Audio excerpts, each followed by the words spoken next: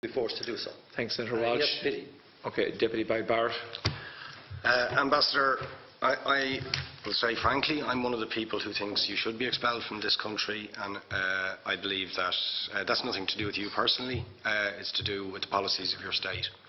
And I think, along with Desmond Tutu, that the time for treating you as a normal state is over, because you're not behaving as a normal state. And I just want to ask you questions, really, in relation to that contention. And I would just say, for the record, it certainly isn't motivated by anti-Semitism in my case. I mean, for example, when disgraceful attempts were being made to downplay the horrors of the Holocaust by people like David Irving, I brought a Jewish Auschwitz survivor to this city to organise meetings and get her on national television to remind the Irish people about the horrors of the Holocaust. And I would do so again if anybody tried to downplay the horrors of what were done to the Jewish people. But it is precisely because I'm opposed to racism that I oppose what your state is doing and what it stands for. So I just want to ask you a few questions in relation to that. And I should also say, by the way, I lived for a year on Moshav Neot Hakikar in the Dead Sea in 1987, 2 weeks before the first Intifada broke out. That leads me to my first question. You have tried to cover over what you have done, the killings of innocent people in Gaza on 3 separate occasions over recent years, the seizure of Palestinian land and so on, by attacking Hamas. Now, why don't you just admit that Hamas didn't exist when the first Intifada took place? They didn't set up an armed wing until the early 1990s. And that there was a reason that PLO were in Tunis at the time, exiled, effectively not present. But the ordinary Palestinians rose up because you denied them basic rights. I lived there.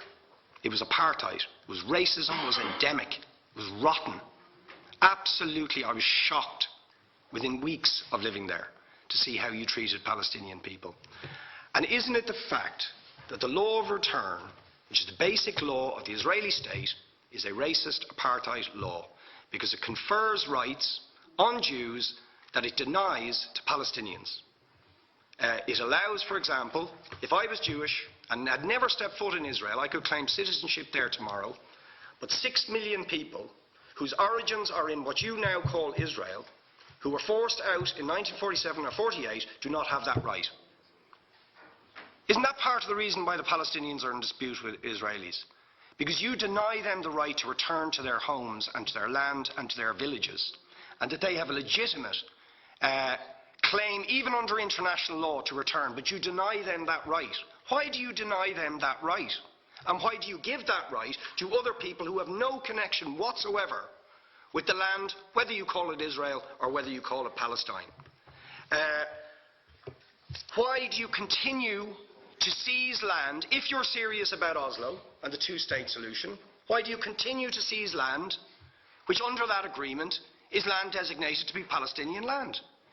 500,000 people, most of which has taken place since Oslo. You allow that to happen. Why do you allow it to happen if you're serious about giving this land to the Palestinians? It's absolutely extraordinary. And it just, are you not just taking us, Ambassador, for idiots? That you can say with a straight face, we're serious about peace, but while we're serious about peace, we're going to seize Palestinian land. And you expect the Palestinians to just sit back and do nothing about that. And the world to accept that that is an acceptable way to behave. And you asked earlier on, could we have some constructive solutions? Now, you know what the Palestinian people have been asking for. Far less even than some people would ask for. Because I believe the whole apartheid system should be dismantled. But what they've asked for is to lift the siege of Gaza. Just to lift the siege of Gaza. Let them have an airport. Let them have ports.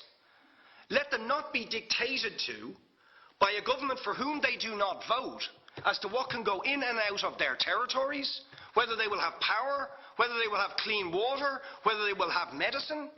What makes you think you're allowed to have nuclear weapons and the 4th biggest army in the world and visit destruction on the people of Gaza But they have no right to defend themselves. They have no territorial sovereignty over that land. Could you ask questions, please? How do you justify that? Yeah. All right. How do you justify those double standards? And very lastly, Ambassador, people like Bishop Tutu, Nelson Mandela, and I would certainly describe your state as a apartheid state, with different laws for people depending on their race or religion. Now, isn't that just the case that, for example, at checkpoints going into the West Bank, there's a channel if you're Israeli or European, and there's a channel if you're Arab? Just because you're Arab. If you came into Dáil Éireann and they stopped you and said, "Are you Jewish?"